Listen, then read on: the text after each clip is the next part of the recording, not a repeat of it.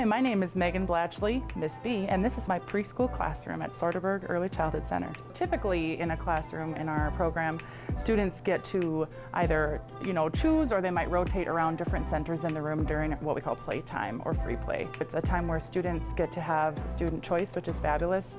They get to go and play at a variety of centers that focus on different things. They might go to the toy table, and there they might have puzzles. Students are working on problem solving, manipulating, and using fine motor skills to turn or flip or manipulate pieces to get them into the puzzle spots. We might have some sorting activities. This is a shape maze where students are sorting the different pieces to match the correct shape. Over here, we have our library. We have a variety of books set out, different types of books. So we might have nonfiction, where students are learning and reading about real items. There's photographs, and there's a table of contents. Or I might have some fiction, silly books where students are using, their imagination, or the animals are talking. And so it's a great place for students to practice reading. And they always say, Miss B, I can't read. And I say, you can read. You can read the pictures. You can notice how the people are feeling. We have a writing center, and that's where students can come over and they can use stamps or practice cutting or drawing pictures. We are here using scissors, regular scissors or adaptive scissors, to cut little snips of food and feed it to our tiger. He's very hungry. Over on the other side here, we've got some stamps. We have some models out of words that students can make with the letters. It's a real fun place for them to understand that this is why we practice letters, is so that we can communicate. And when we put letters together, they form words.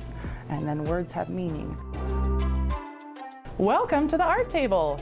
First, you're going to put on your paint shirt and write your name. Then we get to make a print. After we're done, we can hang it on the drying rack. Everyone, at least once in the week, will get to go to art, and we're really about the process of the art versus the product of the art. To you, as a parent, it might look like, wow, what is this huge blob of a mess? But to them, they're very proud of them. They might be painting with rollers or watercolors or finger painting or doing a collage with glue and paper. Students are working on requesting here. Miss B, can I have blue? Miss B, can I use a paintbrush? A sensory tub is another really popular center for students, and we have a whole variety of things there too. Right now it's filled with pom-poms, which is a really fun, soft feeling experience. They're also using these tweezers to grasp and sort. That's another great place for students to practice taking turns. Every center has learning embedded, whether it's an academic skill like a math skill or literacy, or if it's social. It's all on purpose and it's all with intentionality. And our teachers do a fabulous job of embedding those learning and opportunities into play. And that's the job of a child, is to learn through play. Over here, we have the math table. It might be counting items and talking about the cardinal number, and that's the last number that you count, and that's the true amount. So that's something that children need to learn. Otherwise, they just keep repeatedly counting 1, 2, 3, 4. So we're practicing different things like that through games, right? So out there right now, I have little fish tanks, and they have a number on it, and the students are taking the fish and counting one at a time. Those are the building blocks of math. And it should all be learned through hands-on experience and play and trial and error.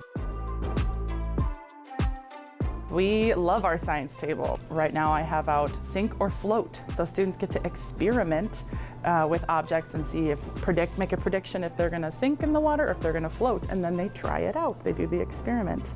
And then they talk about their results. I predict that it is going to sink. Let's test it out. Oh. My prediction was incorrect, and that's okay. I'm learning. And so there's just a lot of really great exploration, a lot of really great language too, descriptive language. So it's a really great place for students to interact with each other and with their teachers and learn new things about the world. At blocks, we might have out a big puzzle, and students are working together generally. And then over here, we've got our block shelf. We rotate a lot of different things out in here. Right now, we've got our wedget people, our little people. Blocks is a lot of problem solving. You know, what do I do if something loses balance? How can I try it again? Which also works on perseverance. We don't give up, we don't quit, we have grit. Dramatic play is another huge fan favorite in preschool. We have just so many opportunities for students to try on different roles, practice different things. Welcome to the ocean. It's so nice here. They can go digging in the water for different items. They can take buckets and then they go hunting for fish, and so they might find 2 matching fish. There's gold coins that they can find, and they can find treasure in the ocean. They can put on sunglasses and sunbathe. So we're kind of taking a tropical vacation over in dramatic play. It's a nice mood booster. We have things like the grocery store, we might have dress-up shop, a farmer's market, and we bring in real pumpkins. So there's a whole variety of experiences that students get to create together, and friends can find things that they're good at or interested in. Every classroom features one of these calming corners. It's a place where students can go to regulate their emotions. If they're feeling that they need to take a break, they can go over there, and they're invited to take a breath. There's different fidget toys, there's calming visuals. We're really focusing on regulating emotions and those social skills. The social emotional component is the most important component. You have to be able to sit and attend. You have to be able to have your own body space, have to be able to handle small disappointments, and be able to pay attention. If you're not able to regulate your emotions and you're constantly up and down, it's really hard for you to take in new information. It's really important with 3, 4, and 5-year-olds that they're not sitting for too long or being asked to engage for super long. Their attention span is relatively short, and so we try to mix up the movement versus the short burst of we're engaged and we're watching the teacher, and then we get to get up and move again and dance and sing. My fingers say hello, my fingers say hello. Every time I see my friends, my fingers say hello. This is their first experience with school. And my tongue, ready? And we want it to be something that's enjoyable and something that really engages the whole child. Good